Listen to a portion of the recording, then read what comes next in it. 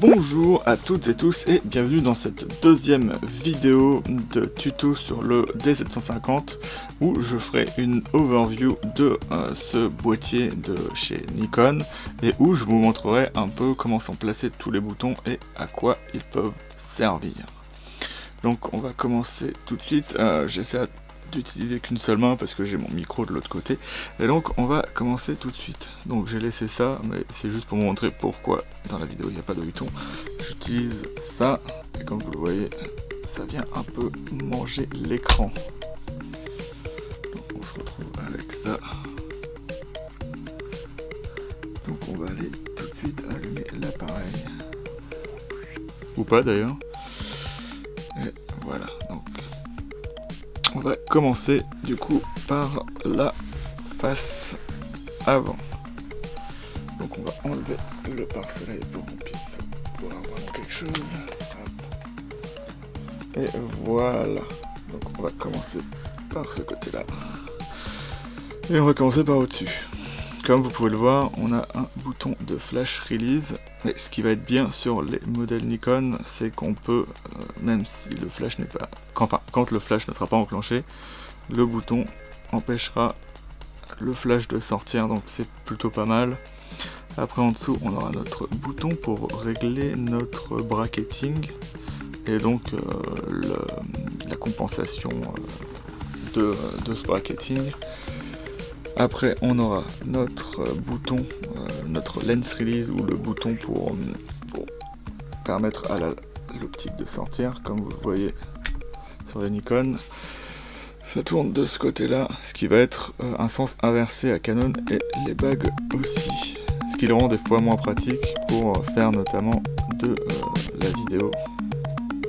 Après en dessous, vous allez avoir un switch mécanique qui va vous permettre de switcher entre manuel et autofocus. Et après quand vous appuyez sur le bouton et que vous tournerez une molette, vous pourrez du coup changer le mode entre tous les modes qui existent.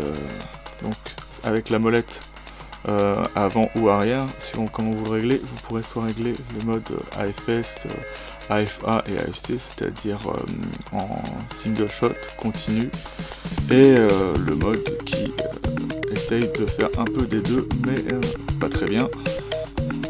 Et donc voilà, sinon de l'autre côté vous aurez votre sélection sur l'autre molette que vous allez activer de la zone AF. Donc on aura possiblement notre single, les modes D qui vont être des modes avec collimateur d'assistance, toute la plage du capteur autofocus, ou sinon un mode 3D.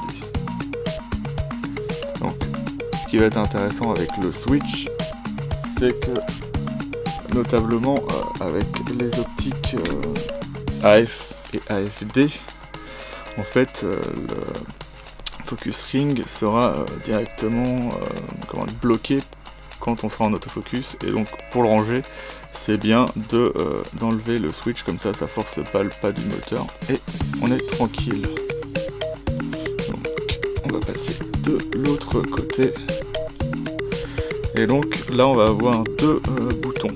Donc là on aura notre bouton qui de base montrera notre profondeur de champ, et ici on aura un FN, donc qui est un bouton réglable.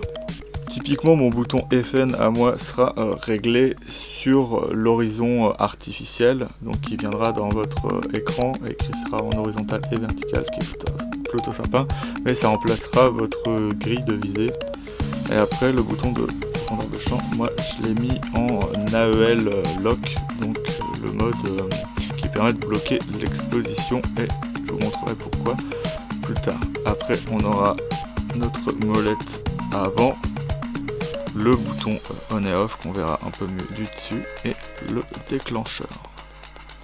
Après on aura, je n'ai pas dit, mais on aura notre lampe d'assistance qui nous permettra aussi de voir lorsque on est sur retardateur, et nos deux entrées de micro du micro de l'appareil photo, qui est comme d'habitude sur tous les appareils photo pas génial, et je vous conseille de mettre plutôt un micro externe. Donc on va passer au dessus. Alors lorsqu'on est au-dessus, on va commencer du coup de ce côté-là, et donc comme de l'autre côté, on va voir notre roue qui va permettre, donc on est sur off à la base, on est sur on, et en poussant plus loin, on va allumer l'écran. Ce qui va être bien sur les Nikon, et ce que fait pas Canon, c'est que lorsque vous déclenchez, voilà, ça s'arrête. Donc c'est plutôt agréable. Après, en dessous, on aura notre bouton de compensation d'exposition, ce qui est plutôt sympa à avoir directement. Donc là, en appuyant dessus et en laissant appuyer, vous allez pouvoir régler voilà, ce que vous voulez. Donc, la molette du dessus n'est pas utilisable dans ce mode-là, mais vous pouvez utiliser la molette du de derrière. Après, on aura ici notre bouton qui typiquement servira à en vidéo vous permettre d'enregistrer. Moi j'ai remappé le bouton pour pouvoir avoir les ISO. Maintenant on aura ici typiquement sur les nouveaux Nikon un bouton d'ISO, donc c'est plutôt pas mal de l'avoir ici plutôt que dans l'endroit qui sera indiqué plus tard. Ah, ici, donc ce que ça indique, ça c'est le logo de mesure matricielle, donc en général ce sera pour sélectionner votre mesure, ce qui est vraiment pas mal d'avoir ça directement ici. Bon, moi je m'en sers pas vraiment trop puisque je vais typiquement corriger ça dans Lightroom, mais c'est toujours bien de l'avoir ici. Donc on a un petit format ici et on verra plus tard à quoi il sert. Ici vous allez avoir votre griffe flash au standard Nikon bien évidemment. Sachez que si vous n'êtes pas spécialiste en flash, tous allez, je vais y arriver. Tout ce qui permet de faire de la photo à distance utilise juste le pointeau central qui sert sur tous les appareils photo et est mis de la même façon. Du coup, un déclencheur à distance pour les flashs marchera à la fois sur Nikon, sur Canon ou sur ce que vous voulez. Mais pour les flashs, il faudra bien évidemment utiliser que du Nikon ou des marques avec sabot Nikon. Au-dessus, on aura du coup ici le flash. Et de ce côté-là, on aura notre roue qui est double, mais dont on... Je vais peut-être zoomer sur ça, voilà. Où on aura ici tous nos modes de scène. Et en dessous, on le verra en voyant la vue de derrière. D'autres modes qui sont les modes d'entraînement. Donc, on va passer à l'arrière. Mais avant ça, on va juste s'attarder sur le petit logo là qui, si vous ne le savez pas, sert à montrer la place du capteur. Donc il sera à ce niveau là et ça vous permettra de savoir que mesurer pour la distance minimale de focus. Donc on passe à l'arrière maintenant, et donc on a notre molette secondaire qui va servir typiquement soit à utiliser une fonction ou là c'est réglé en manuel pour l'ouverture, pour la vitesse pardon, je règle toujours l'ouverture sur tous mes boîtiers sur la molette avant ou du dessus chez Canon pour ne pas m'emmêler les pinceaux. Donc typiquement on aura une fonction devant, une fonction derrière, et par exemple sur les boutons de fonction on aura une fonction avant et une fonction arrière. Par exemple on a vu pour l'autofocus, ça nous permettra d'avoir en devant, je vais vérifier, regardez, vous allez pouvoir voir, hop, je suis en autofocus, si je change, on va se mettre là plutôt, hop, voilà. Donc, si je tourne ça, on va voir que ça change ma zone, et là ça change le type d'autofocus, si vous voulez voir, voilà. Donc l'appareil photo fait un peu ce qu'il veut.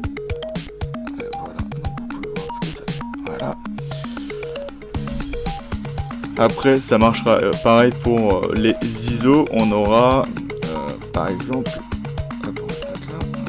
on aura la molette avant ou arrière qui servira à régler les ISO et l'autre qui servira à régler l'automatisme d'ISO, ce qui est plutôt simple.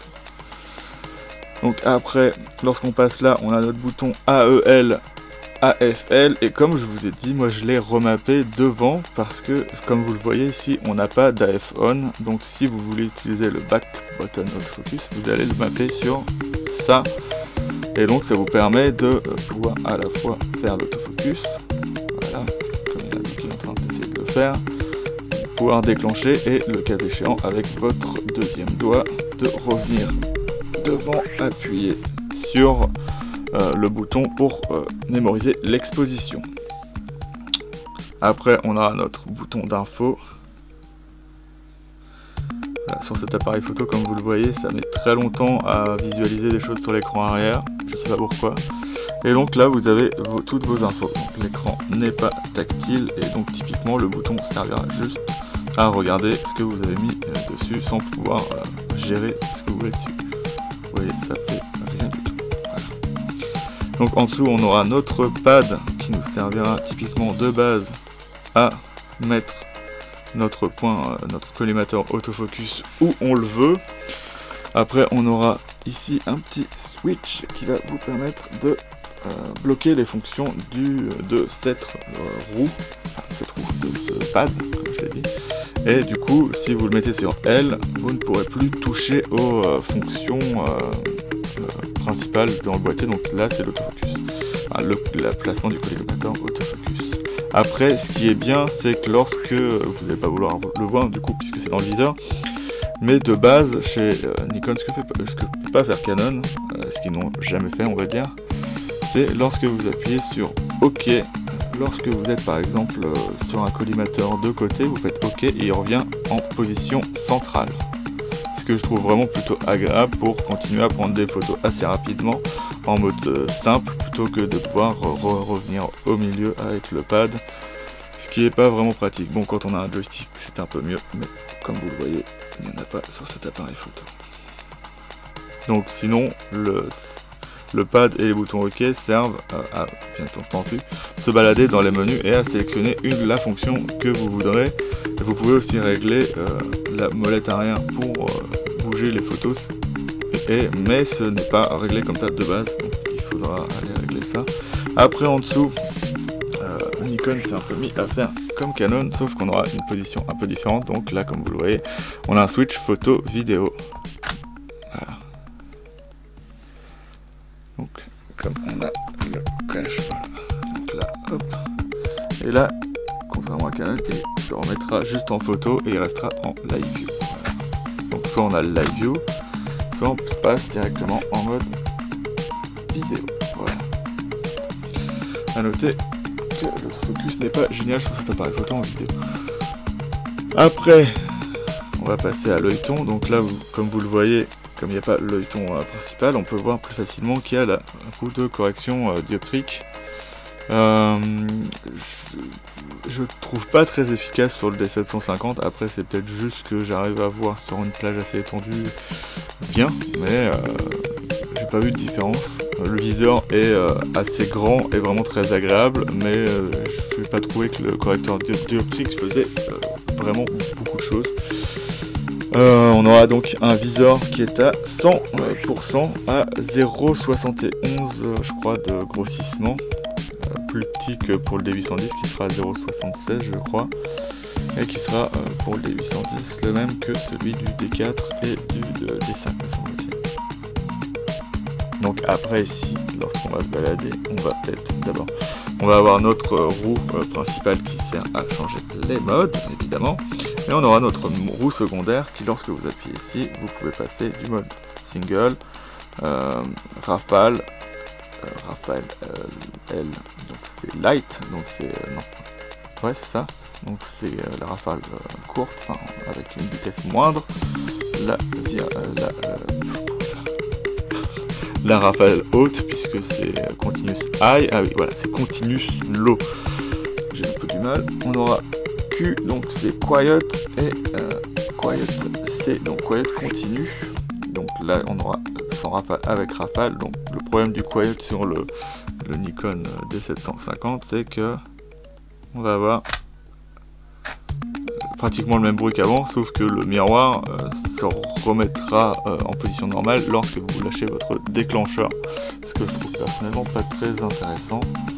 Après on a le mode retardateur, et là on a un mode qui est présent chez Canon mais de manière un peu plus compliquée, c'est le mirror up. Donc par exemple si vous voulez faire une photo la nuit, hop, et vous prenez votre photo quand vous voulez. Voilà.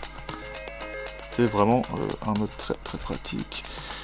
Notamment lorsque vous utilisez votre télécommande, vous appuyez une fois sur le déclencheur et après vous êtes prêt à faire vos petites pauses longues sans avoir de vibration dans votre appareil photo.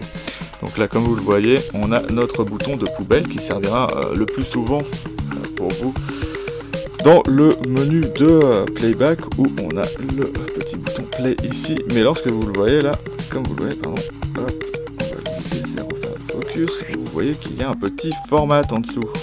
Et le petit format est le même que celui qu'il y a ici au-dessus. Et lorsque vous utilisez les deux conjointement, ça vous permet de formater votre carte sans avoir besoin de rentrer dans un menu. Ce qui est plutôt vraiment très très bien. Je trouve ça cool.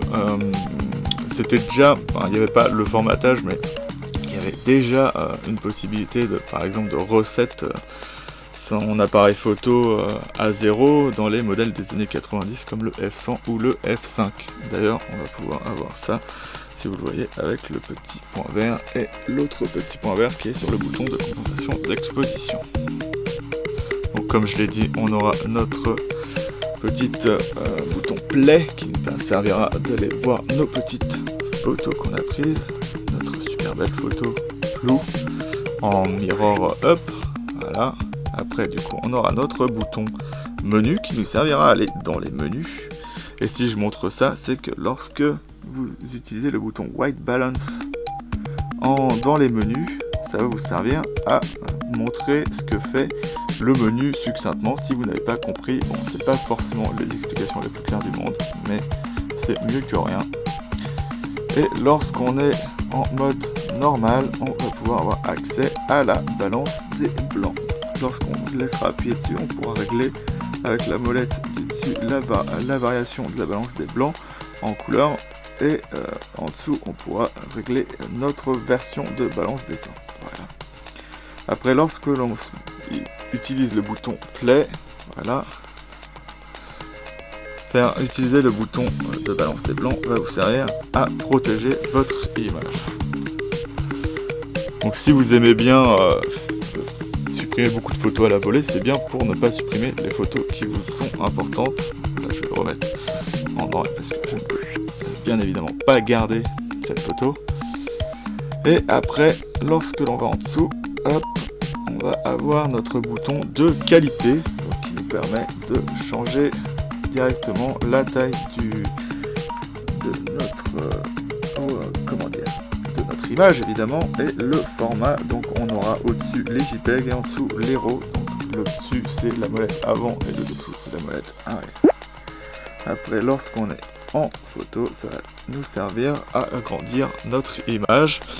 Et lorsqu'on est en mode photo, enfin en mode de review, le bouton OK est basiquement réglé pour revenir au zoom initial. Vous pouvez faire l'inverse et faire en sorte qu'il ait un zoom de x1 directement, qui ira plus loin que le plus. Moi je choisis plus de revenir rapidement à la photo de base.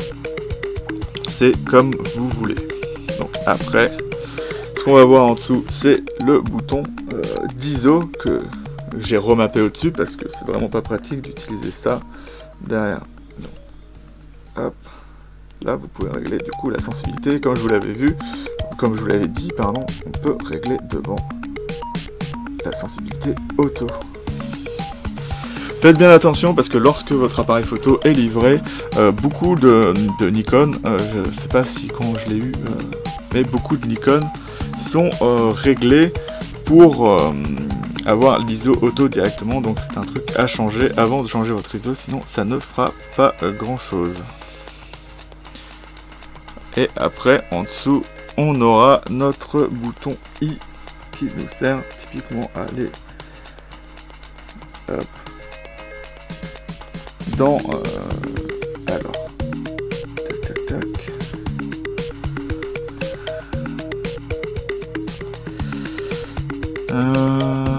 C'est un bouton que j'ai jamais vraiment utilisé en fait. Je viens de m'en apercevoir. C'est assez marrant. Parce que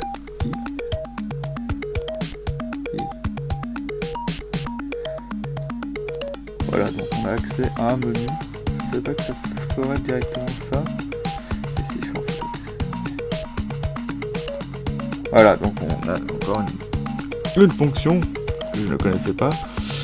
Logement et dossier de visualisation. Donc le logement, ça va être les différentes cartes. Et comme vous le voyez, elles sont au nombre de 2. Donc on peut annuler. Donc moi typiquement, c'est pas le bouton que j'utilise le plus au monde. Mais si ça vous plaît, utilisez tous les boutons de votre appareil photo. Sachez qu'il est ici. Donc maintenant que j'ai fini avec ça, donc comme vous pourrez le voir, juste en passant, l'écran est articulable. Voilà, et on va passer sur le côté.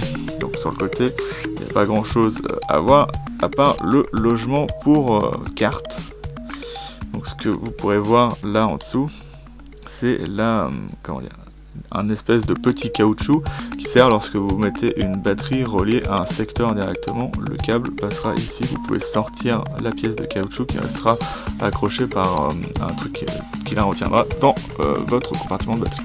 Et donc là, comme on l'a vu, on aura accès à 2 cartes SD. C'est toujours cool d'avoir ça. Pas comme sur le nouveau D7500 qui n'en aura qu'une seule, parce que c'est toujours plus sécurisant, au moins pour les professionnels, d'avoir 2 cartes sur lesquelles écrire. Bon, après, lorsque vous utilisez les 2 cartes, votre rafale est grandement impactée. Et moi, ce que j'ai vu, c'est qu'on peut pas faire plus de 3 photos si on a du RAW plus du JPEG en copie des 2 cartes. Voilà. Après, il faudra sûrement avoir les 2 mêmes cartes. Moi, j'en ai une qui est de capacité et de vitesse plus faible en bas. Après, on va passer de l'autre côté pour voir nos ports. Donc, comme vous le voyez ici, cet appareil photo, hop, on va laisser faire le focus. Reviens ici, je suis là. On voit qu'il y a un petit problème, donc je vais demander d'aller là. Donc, on aura du Wi-Fi sur cet appareil photo. Bon, malheureusement, ça ne marche pas vraiment très bien. Moi, des fois même, ça ne marche pas du tout. Après, du coup, on aura notre prise télécommande qui est bien évidemment propriétaire. C'est vraiment sympa. Donc moi, ce que je conseillerais à tout le monde, je vais juste regarder dans mon sac là. Hop, j'arrive. C'est... Hop. Ne vous en faites pas, je reviens. C'est de prendre une petite télécommande comme celle-ci, voilà, et d'acheter. Bon, faut bien regarder les références, c'est ça le problème qui va survenir souvent. J'arrive. Est-ce que c'est le bon? Est-ce que c'est bon? Est-ce que c'est le bon? Oui. Donc voilà, vous achetez juste le bon câble. Il faut faire attention à bien regarder. Celui-là, c'est le câble qui est compatible avec le D750 et la série des D7000 et des 5000, me semble-t-il. Je ne sais pas si c'est la même chose sur les D3000, je ne sais pas s'ils ont une prise de télécommande. Mais du coup, au lieu d'acheter la télécommande propriétaire qui est super chère ou une télécommande où on a directement notre port, enfin notre câble qui est accroché à l'intervallomètre, c'est mieux d'avoir une télécommande que vous pourrez utiliser surtout. Moi par exemple, ce que j'ai là du coup, ça m'a permis d'utiliser la télécommande sur mon D700 que j'avais avant, où j'ai toujours le câble, mon Sony Alpha 7 II, et après d'utiliser maintenant sur mon EOS M5 ce câble là, et d'utiliser aussi sur mon EOS 80D qui va typiquement avoir 2 jacks 3.5 de chaque côté. Donc faire ça vous permet d'utiliser tout le temps la même télécommande et d'avoir juste à changer votre câble qui ne coûte en général pas vraiment cher. Donc moi je fais comme ça et c'est plutôt sympa. Après en dessous on va voir qu'il y a quelque chose d'intéressant, c'est qu'on a un port à la fois casque et micro. Donc il faut faire attention parce que les petits filous font tout le temps l'inverse avec Canon. Donc on aura notre casque et le micro, et sur le 80D par exemple c'est le micro et le casque. Faut s'habituer, mais c'est comme ça. Et la dernière partie, on aura à gauche on va commencer par la gauche cette fois, un USB 2 mais propriétaire de Nikon. Donc c'est un peu chiant, ça vous oblige à toujours trimballer à vie votre câble et ne pas le perdre du coup. Mais moi ce que je fais c'est que je sors les cartes et je les mets dans un lecteur USB 3, ce qui va beaucoup plus vite. Et ici on aura un HDMI mini, il faut faire attention, c'est pas du full size. Donc si vous voulez relier ça à votre télé, il faudra acheter un câble différent. Souvent les moniteurs sont livrés avec cet HDMI là. Donc c'est pas le pire HDMI qui existe, il y a l'HDMI micro qui est sur les mirrorless et c'est vraiment un problème. Donc j'ai dit une connerie, je parlais de la télécommande. Le câble du A7 II n'ira pas sur le M5, c'est juste que j'ai un adaptateur micro qui va à la fois sur Sony et le EOS M5. Donc my bad. Et on va passer du coup en dessous pour finir cette vidéo. Et donc en dessous, alors on aura, si vous regardez bien, de ce côté là on aura un petit trou, ça vous permettra de mettre le grip que j'ai au-dessus. Et là on aura la petite barrette en caoutchouc que vous enlevez et les contacts du grip seront ici. On aura ici notre vis pour trépied ou pour tout ce qui a un pas de vis 1/4. Donc ça peut servir à un selfie stick ou ce que vous voulez.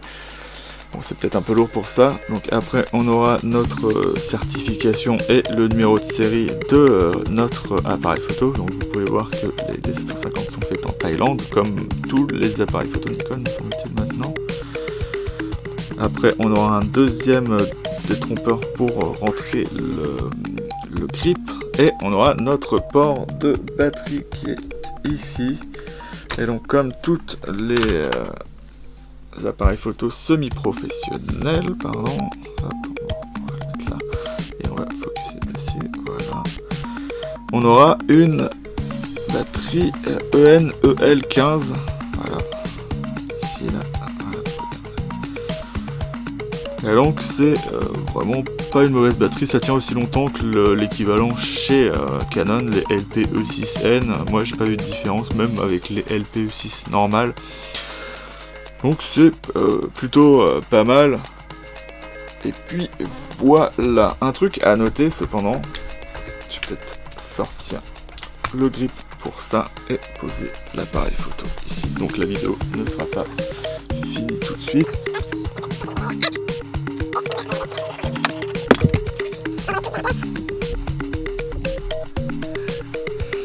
Et donc voilà, comme c'est une partie ergonomique du boîtier, on va quand même parler un petit peu ensemble du grip qui va avec. Donc ce grip c'est le MBD16 me semble-t-il, voilà c'est ça.